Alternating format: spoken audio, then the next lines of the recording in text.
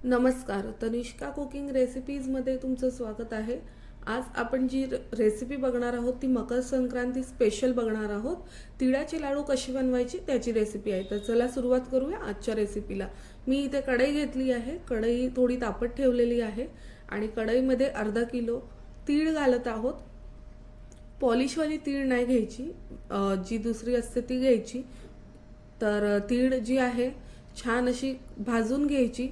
मला इथे जे आहे तीळ भाजता भाजता 3 ते 4 मिनिट झालेले आहेत।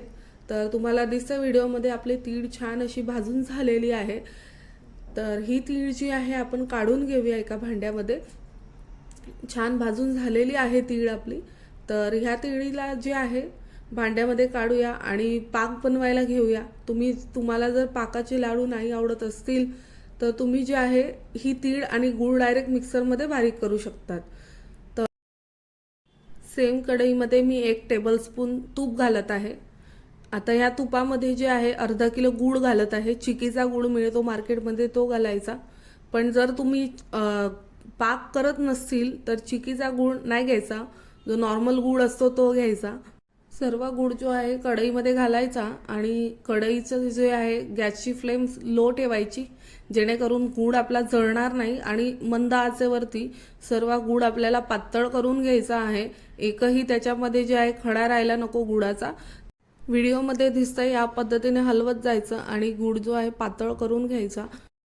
मंद आचेवरती गूळ पातळ करून घ्यायचा। मोठ्या गॅसवरती जर गूळ पातळ करायला घेतला तर गूळ जळतो, म्हणून मंद आचेवरती होऊ द्यायचा। जर तुम्हाला माझ्या रेसिपी आवडत असतील तर तनिष्का कुकिंग रेसिपीजला लाईक, शेअर आणि सबस्क्राईब करायला विसरू नका, जेणेकरून तुम्हाला अशाच रेसिपी बघायला मिळतील। तर मला इथे जवळजवळ 4 ते 5 मिनिट झालेले आहेत गूळ पातळ करत करत। तर सेम पद्धतीने गूळ पातळ करून घ्यायचा। आता तुम्हाला दिसतंच आहे व्हिडिओमध्ये आपला गूळ जो आहे छान असा पातळ झालेला आहे। एकही जे आहे खडा वगैरे नाही आहे आपल्या गुळामध्ये। तर ह्या पद्धतीने जे आहे गूळ पातळ करून घ्यायचा। आता मी जो आहे गॅस बंद केलेला आहे, कारण गूळ जळायला नको म्हणून। तर आता या पाकामध्ये जे आहे आपण तीळ घालायची आणि जी आहे छान अशी मिक्स करून घ्यायची। कोणाला जर शेंगदाणे आवडत असतील तर शेंगदाणे भाजून त्याला जाडं मोठं असं क्रश करून तेही तुम्ही घालू शकतात, किंवा कोणाला काजू वगैरे आवडत असतील तेही घालू शकतात।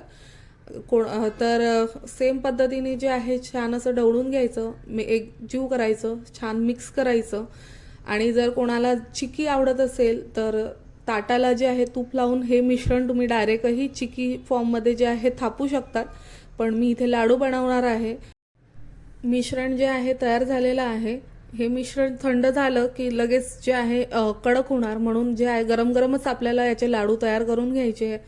तर हे मिश्रण मी आता खाली काढत आहे आणि एका भांड्यामध्ये पाणी घ्यायचं हाताला, जेणेकरून जे आहे चटका लागायला नको। तर असं थोडं पाण्याचा हात घ्यायचा, आणि जे आहे असं गोल गोल हलवत जायचं, जसं व्हिडिओमध्ये दिसतं या पद्धतीने जे आहे हलवत जायचं आणि लाडू बांधून घेऊया याचे। मिश्रण जे आहे खूप गरम असतं, तर खूप केअरफुली जे आहे लाडू बांधायचे याचे। तर तुम्हाला दिसतंय आपला लाडू किती छान असा गोल झालेला आहे। अशा पद्धतीने आपण सर्व लाडू बांधून घेऊया। थोडं पाण्याचा हात लावत जायचं, नाहीतर जे आहे हाताला खूप चटका बसतो, भाजलं जातं। तर अशा पद्धतीने लाडू जे आहे आपण बांधून घेऊया।